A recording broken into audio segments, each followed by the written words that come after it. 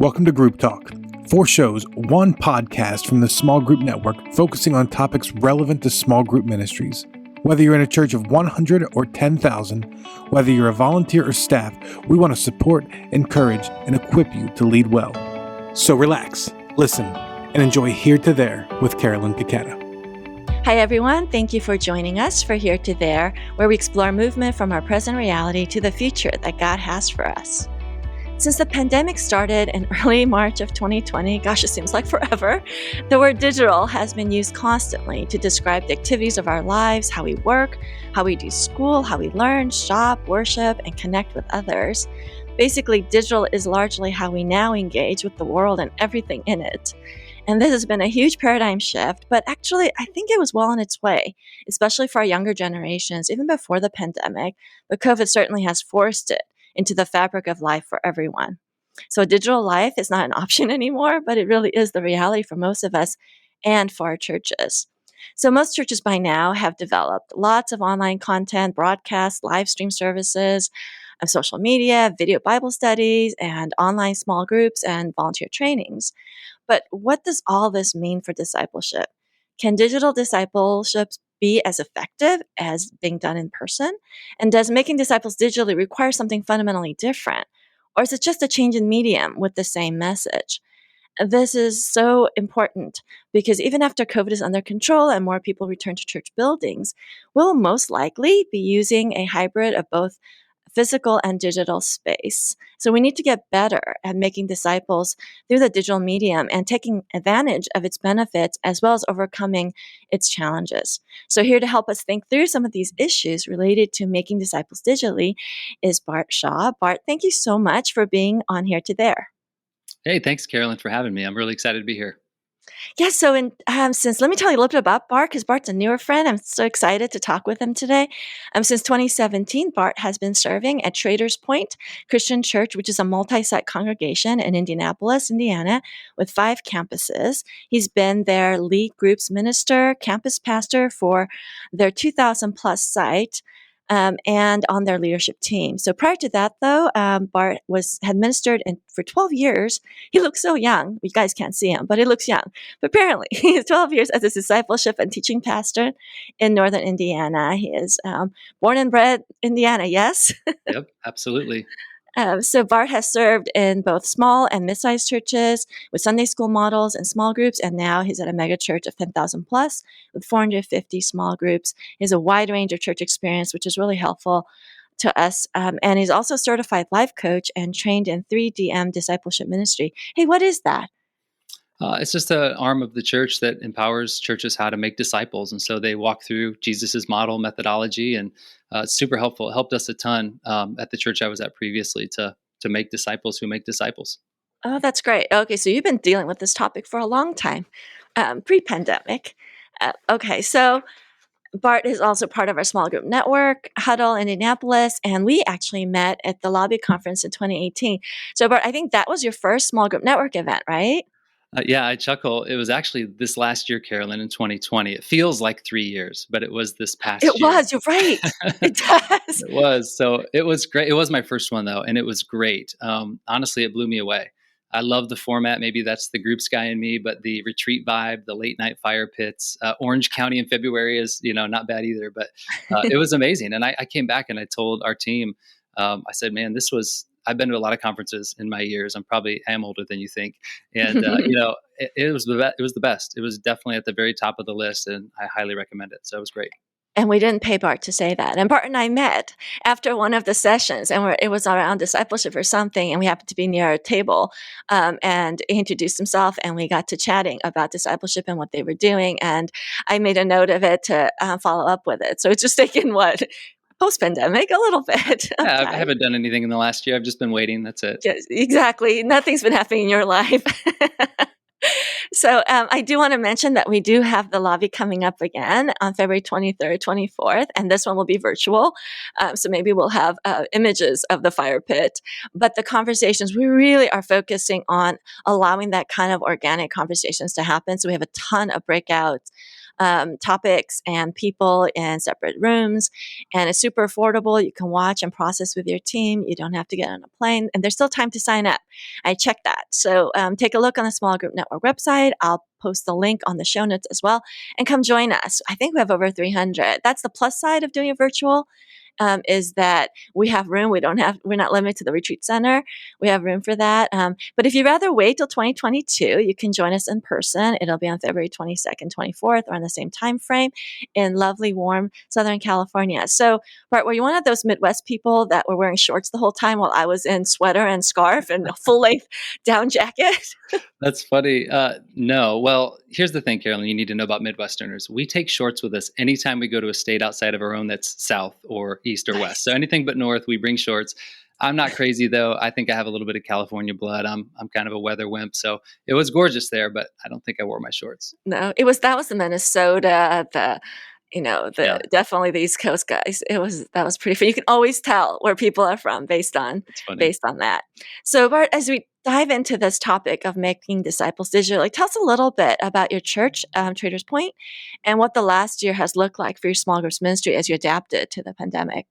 Yeah, for sure. I'd love to. So I think one thing that's helpful to know about our church is we are a 187-year-old congregation. So Oh, we wow. have made a few changes, over the years, just a few. And like everybody, we were caught off guard. I mean, we had talked about online groups. We had talked about an online campus. We had plans to develop both of those in about a year's time from when this all went down. And obviously God's plans were way quicker than ours. And so we were off to the races and trying to figure out how to get all of our groups online, how to attempt to equip leaders in a new way.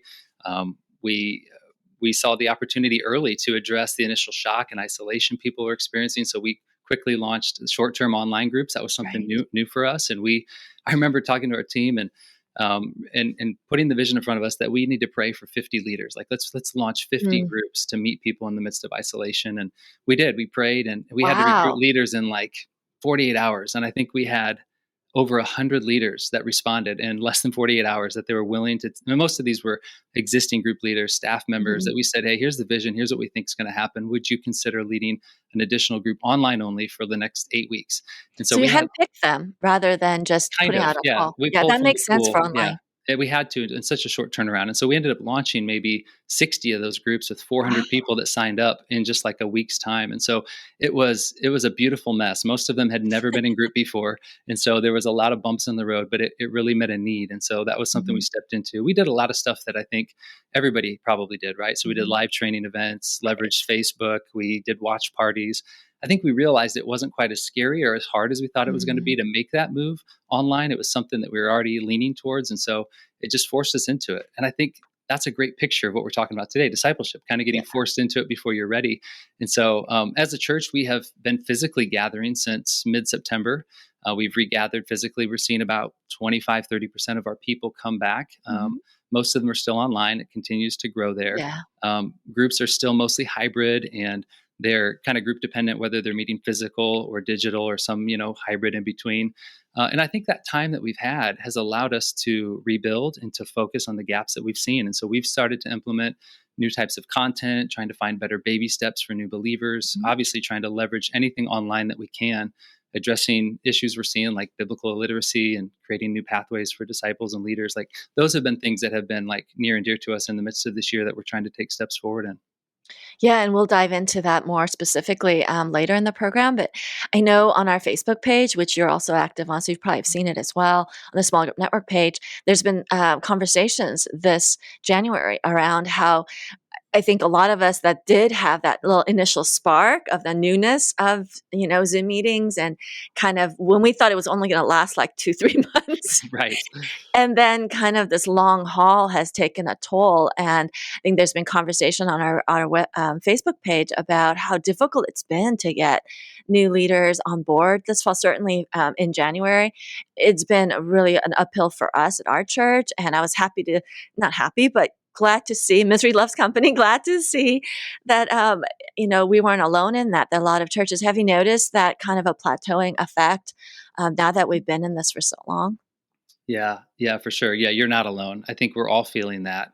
It's been a really difficult season, and it's a good question to consider. I think there's lots of reasons why that has happened. I think ultimately, when I think about it, I think it's because it's hard. I think life is very hard, and it's simplified in some ways, right? But it gotten exponentially harder in others. So Zoom fatigue, of course, is a real thing. Virtual calls, people are on all day, is taxing. It takes more out of you. People aren't disconnected from work. They're trying to do e-learning with kids. There's that general sense of isolation and depression and all the tensions we faced in this year. And I think, honestly, people just kind of want to curl up in the corner with a blanket and wait for the storm to pass. And we realized a few weeks in, like, yeah, that's not going to work. And so, I've had a lot of conversations, Carolyn, with people in our church in this season. And the best way that I think I can explain this phenomenon is that it feels like death by a million paper cuts. If you break your arm, it's obvious, right? Your arm's broken. It has to be dealt with. There's a box for that. Like, this is a process for that. Exactly. If grandma dies, you have a box for that. Like, you need to deal with that grief. But in COVID, it's severely truncated. It's convoluted. And so there's no box for pandemic. There's no box for racial political tension, right?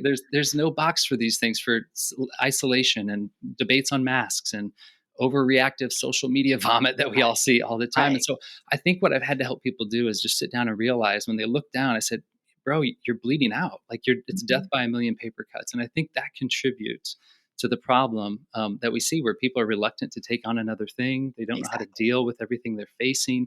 And so it really points to that issue. And I think it's really a deeper problem, which is the problem that we find in our church with the deficiency in discipleship. And I know that's what we want to talk about. I mentioned to you earlier that there's a study that came out from discipleship.org and Exponential on the state of discipleship in the U.S. And it's staggering. It's sobering on a lot of levels. Yeah, that study is beyond sobering. I'm looking at it going, oh goodness. But actually, it wasn't that surprising, was it, Bart? No, not really. I mean, if you follow research and data, I know you love that stuff too. They mostly all tell the same story. I just think it's a story you don't always want to hear. And so we need to create a new story, but it should cause us to draw some pause and do something different. And hopefully we can make some progress in that today. Yeah, so let's talk about that. So if you wouldn't mind kind of breaking down that study, and because it's not just this one study, as you point out, I mean, it really is. We've been hearing about this, the alarm bell on discipleship and Bible literacy and just what we're calling discipleship. I mean, the squishiness that we've embraced with that word itself is problematic. I mean, that conversation has been going on for years. And I can tell you, at every lobby, we have a breakout around it, and that is always full. And that's usually the topic that's around the fire pits too. I mean, we're all wrestling with it, no matter what kind of church we're at, and how long we've been doing the job. I think this is really central. Obviously, discipleship is central for everyone. So, but that study gives us a handle, and I'll link that in our show notes as well. But if you wouldn't mind giving us kind of a brief summary of some of the key findings that they did in that study, and we can kind of talk through that and see what our learnings might be. Yeah, no, that's great. I'd love to do that. And again, I had no involvement in the study other than I'm a reader of it, like many of you would be. And it's made for us to be able to stomach it pretty easy, even though the nature of what we're covering is sometimes difficult. But the whole thing is immensely relevant for us as small group leaders, because if small groups don't aid in discipleship, then they're not offering anything different than the world is already providing. And so we have to figure out ways to get this done digitally, physically. And so I love that. And so when I look at the data, so I'll just kind of break it down here. So they surveyed thousands of pastors and their churches, and then they placed churches into 5 kind of well-defined markings from 1 to 5 on their ability to make disciples and multiply. So level 1 is the type of church that they quantified as a church that is subtracting from disciple-making efforts. So they are going backwards, right? This is 29% of churches in the U.S. So almost a third. I know it's already starting off bad, right? So almost a third of them, which is surprisingly similar to what Barna has recently put out. If you've seen that 30% of churches will close in the next 2 or 3 years, or whatever that stat was. It's heartbreaking. Level 2 were churches then that have plateaued. So neither helping nor hindering disciple-making efforts. Now, this was a huge chunk, 44%. So here we're already looking at the first 2 categories, level 1, level 2, being 3/4 of all churches in the United States. Right. Pause. So level 3 then begins to move the needle a little bit. So level 3 churches that they found were churches that were adding disciples by church programs. So they were increasing numerically. They're adding. There's a lot of verbiage that goes with that. So I'd encourage the listeners to go ahead and check that out. That was 27%. of the churches. So if you're a mathematician, you would already do the math and realize that's 100%. So we've covered 100% of all the churches in those first three levels. So there's a little caveat. So level 4 would be churches that are reproducing personal disciple makers. Now, out of that 27% that is growing and adding, 5% of the total of those are also that level 4 church, so a little less than. So we have 4 point something percent of churches in the U.S. are reproducing personal disciple makers. They're making people who are making some disciples. And then level 5 is that next level, which is multiplying personal disciple makers. This is what we could call a disciple making movement. These are happening all around the world. Yes. But when they looked around the country and they interviewed thousands of churches and pastors, they found zero evidence of a disciple making movement in the U.S. That pains my heart. It's very sobering. Yeah, very sobering. So that's difficult. Those are difficult findings. And I think the report was done really, really well.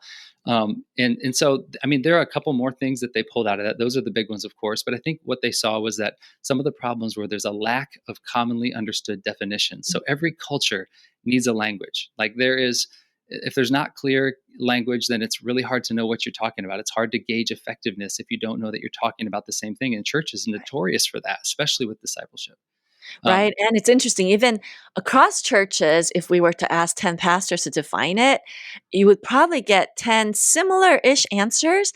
But I think even within a church staff, even if you had 5 people, you asked what is disciple? Mhm. What is a disciple? What is disciple making? What's disciple maker? I think you may end up with slightly different variations. So I actually really like the definition that they came up with. Yeah, it's really good. And that's what they're suggesting. We know there's not a perfect definition for disciple, but there probably are more useful ones than others. And so the one they gave is from Matthew 4:19. And I love that, where Jesus says, "Come and follow me, and I will make you fishers of men." And so the definition they give is a follower of Jesus, being transformed by Jesus and committed to the mission of Jesus. So this is a person who is following him intentionally, being changed by him in his spirit, in alignment with his mission. And that's a beautiful, comprehensive definition of what a disciple is. And so if we can lock in on that, that helps already win some of that battle, as opposed to having 50 different definitions. And if we're trying to make that thing, we're making it slightly different. Yeah, and their emphasis on the relationships and intentionality, like they talk about that quite a bit. And I liked their phrase was these churches, and they don't pull any punches. These churches are guilty of intent without impact, because there was such a disconnect between what pastors were reporting. When they asked pastors, "Do you think you're making disciples?" the numbers were huge. And then when they actually tested it, the numbers were really low. And there's this cognitive distance between the two. And they say it's because we may have that desire or that intentionality, and we're grading ourselves on that rather than the actual impact.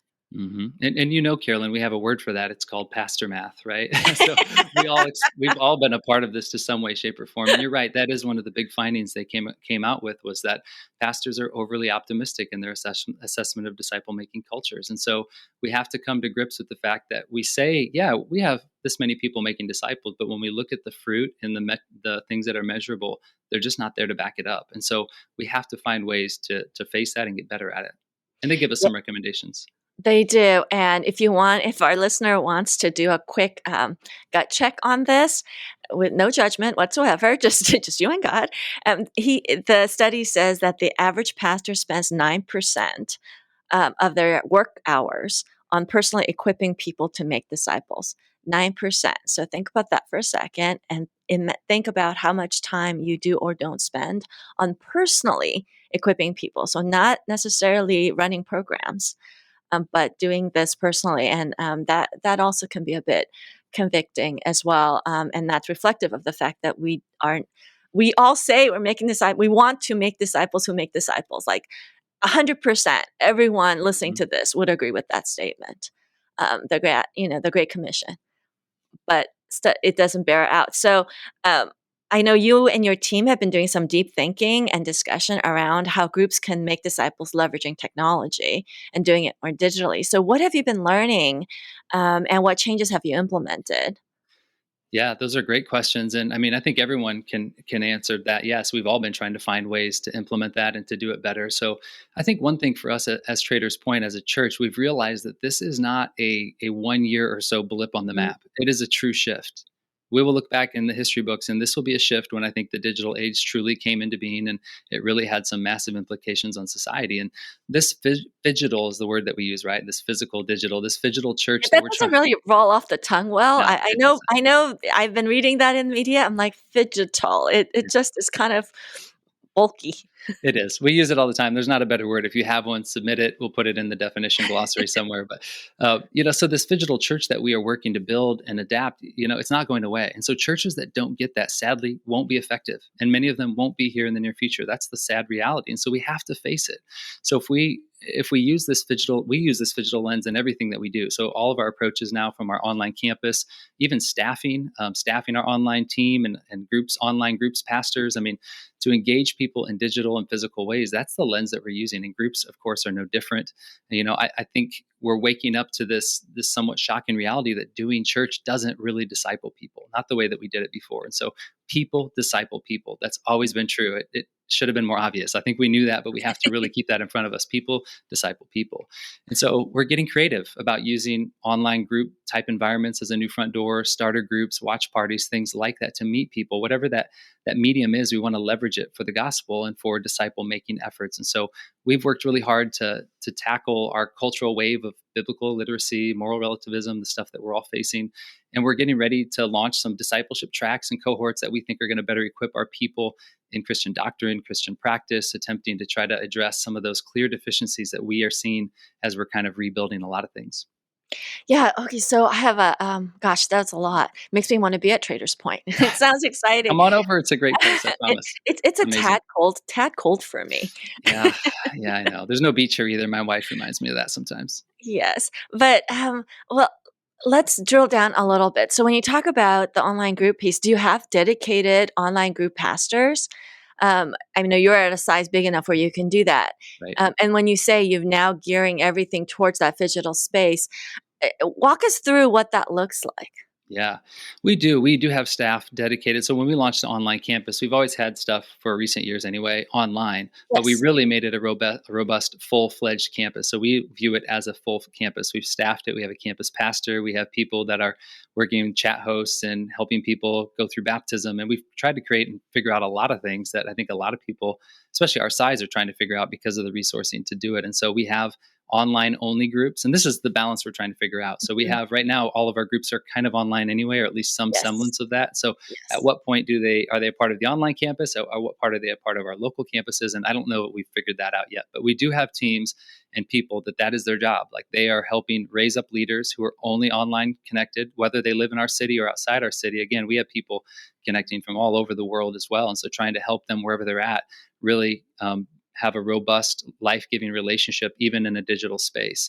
And So you're that's not trying to push that online people into, because before 2020, I think the idea was that the online piece was a supplement, and that if ideally they would maybe use that as a front door, watch a service, join a group, and then they would eventually show up on campus. Right. But now the way you guys are thinking of it, and I think this is the future, that they're going to be permanent citizens of the Yep. online space, and you don't ever expect to see them show up at your door.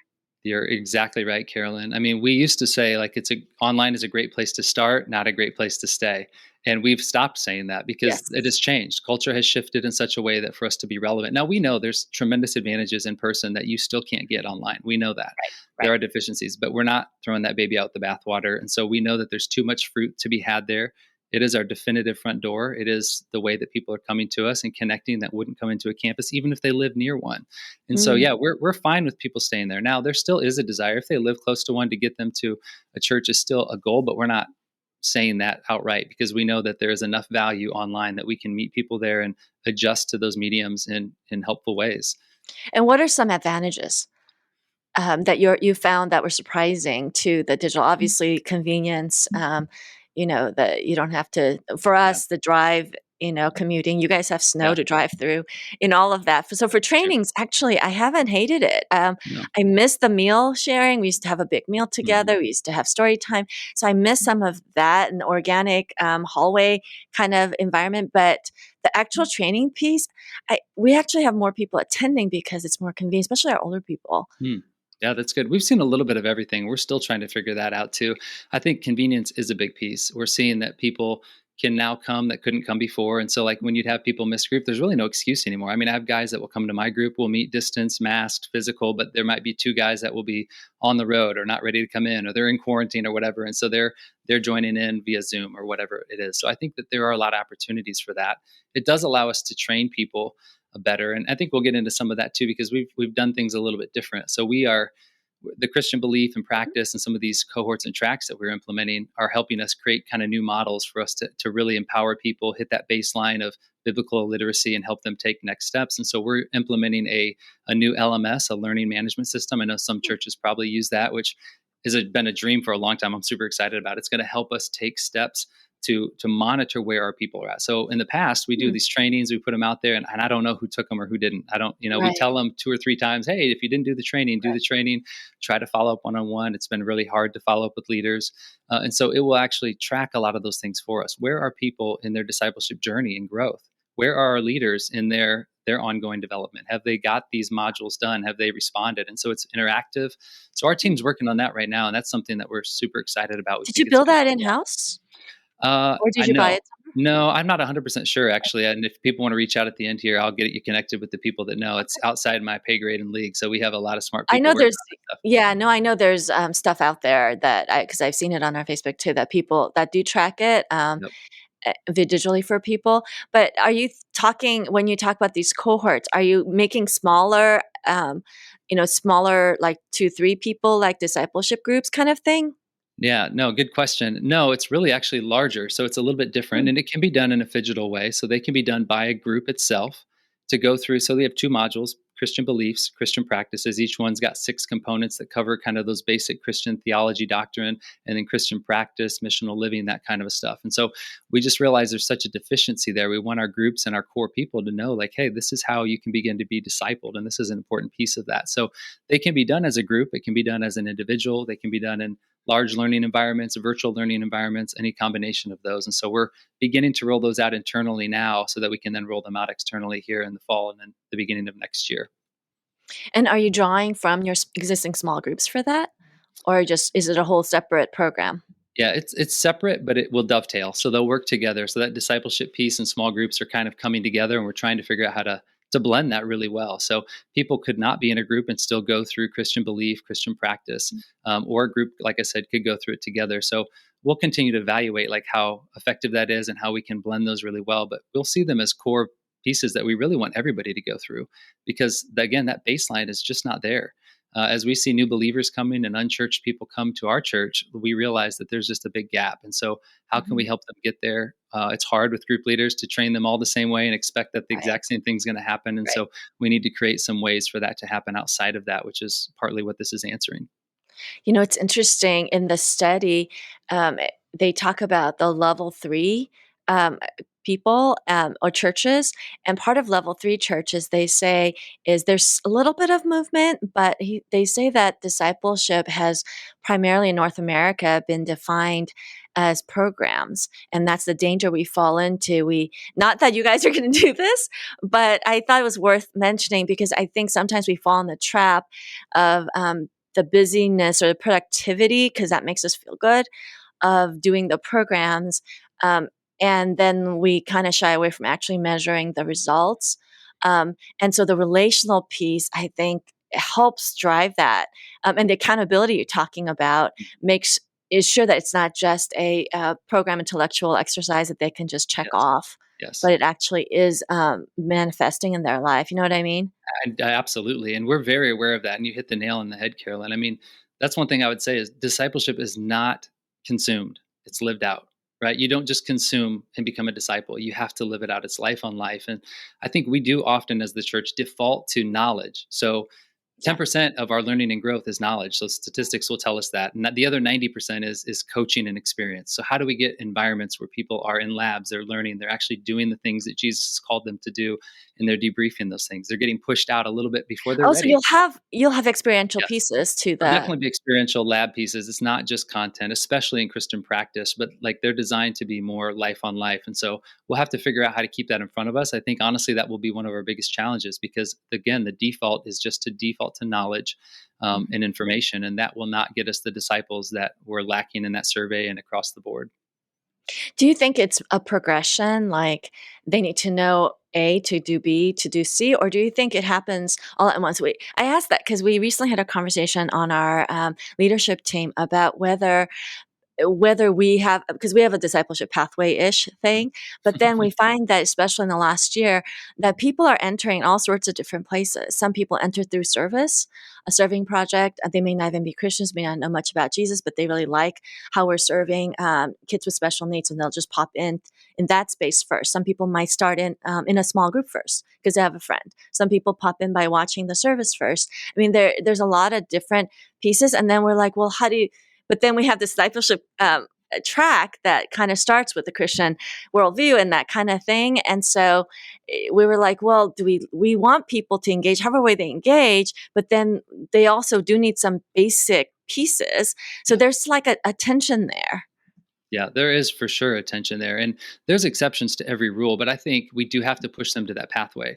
Create a simple, reproducible, effective pathway that people can see. And I think if they do, they know how to progress. And that's the hard part, because you don't want it to be, I've leveled up to this tier and all that kind of stuff. But it is something really empowering and powerful about having a clear, reproducible pathway. And that's what we've tried to do, just kind of 3 steps on a pyramid to help us get like from one step to the next to the next. And so I think people can come in at different spots, and there will be plenty of exceptions to the rule, but the normal masses will probably move in a pretty sequential way that will be able to help funnel. And a lot of that comes down to creating the culture for that, right? It has to be your common language. It has to be what you normalize. It has to be, the type of the things you put resources behind to make it happen. Yeah, that's the hard part. So what advice would you give to our listeners who want to take steps to disciple people digitally beyond just having the basic online groups? Hmm. Advice. There's a ton. You can't afford not to. You can't afford not to. Now, you might not be the innovator. You might not be the early adopter in the whole diffusion of innovation progression. Or not tech savvy. I think that part's a Exactly. little frightening for people. Right. And it is frightening. And people are going to have to press out of their comfort zone, and they're going to have to bring people along that can help them.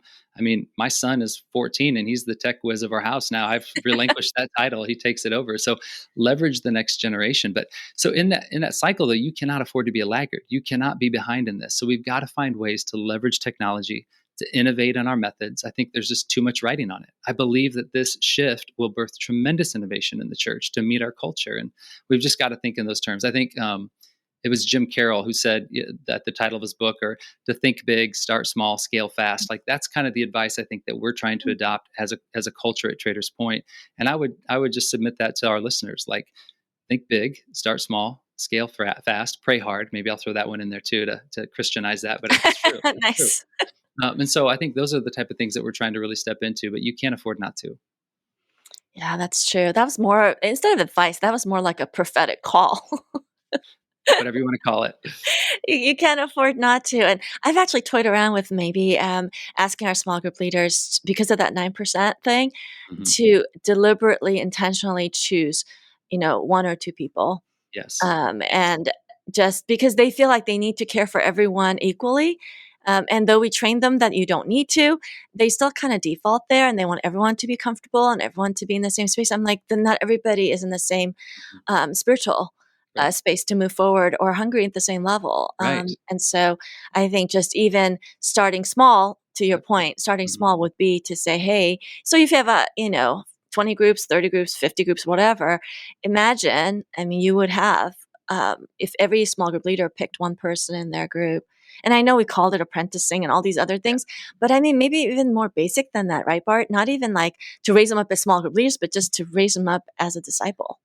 I love that, Carolyn. Yes. And I would agree that that's something that we need to do and could do better, because the reality is, if you're not doing it that way, you're not doing it like Jesus did. He did that. He didn't treat all his disciples the same way. There was a difference there. And so I think we need to have that mentality. And one of the things that we try to fight through, so like our baseline for everything in our groups and where we try to point people to help them grow, is to really live out what Jesus said at the end of the Sermon on the Mount. Matthew 7, he gave us the wise and foolish builder story, right? And he said, the wise builder is the one who hears my words and puts them into practice. And so that's really what we try to help people do. How do you listen to the voice of God, and how do you respond? It's a game changer when you allow the Holy Spirit to speak and you give people space to do that and learn how to process, to be still, to know that He is God. It changes everything. They begin to hear things they didn't hear before, and they begin to have to be faced with the obedience of, this is an application question at the end of a study. This is God saying something to me, and I have to face whether or not I'm going to do it or not. And then I have to be accountable to a friend or a few friends or my group. And so we really try to point people in that direction, because we believe that's where discipleship happens. That's where fruit happens, is when we are obedient, right? Teach them to obey. It's the whole Great Commission stuff. So that's what we're trying to do too. And I think that's a great idea, to find someone or a couple someones and start small. Just go. And that's true for us as small group ministry peeps, as point leaders, that if the modeling piece of it, you can't get away from it. If we're only spending 9% of our time actually doing this, and then we're telling them to spend a lot of time doing it, it's not gonna bear fruit. I think we need to kind of put ourselves in the trenches too, which is harder and more vulnerable and messy. Beautiful mess, I think we called it earlier. Yes. But the beauty is that God's in it. And so the mess is worth it.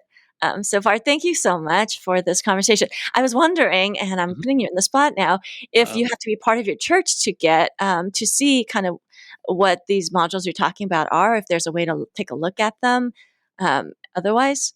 Yeah, good question. I will gladly give you whatever we have. Nothing is published yet for that. Okay. And so there are some things that we're doing internally that it's getting very, very close. And so you can go to our website, tpcc.org. You can even go /group-leaders for some of our group leader training and content. Some of that's getting updated in light of a lot of the changes we're making too. But there's stuff there. And if we can be of any help to anyone, I mean, we want to make the kingdom better. So feel free to reach out. And once we get those things, we'll send them along. So some of it still has to be completely fleshed out to see how effective it is, but we really believe we've got something that will be helpful for our people. And people want to wait a few months and see you make all the mistakes, and then we can learn from that. And then we'll have part two. Okay, what Bart has learned from this venture, so that we always want to kind of learn from other people's mistakes rather than make our own. We'll tell you how we failed. Yep. Well, we'll do. I'll link that in the show notes as well. And so thank you for your generosity to the Church Big C in sharing that resource. So Bart, if people want to get a hold of you, what's the best way to do that? Yeah, I mean, I'm available, Facebook, Instagram, all that kind of stuff, not too hard to find. The best way is probably email. So just email me, bshaw, so BSHAW @tpcc.org. And if I can't help you, if there's someone on my team that can, like I said, we want to collaborate. We've got a lot of talented people here, and we love the kingdom. We love the Big C Church. So if we can learn something or fail at something that can help you, let me know. I'd love to connect you.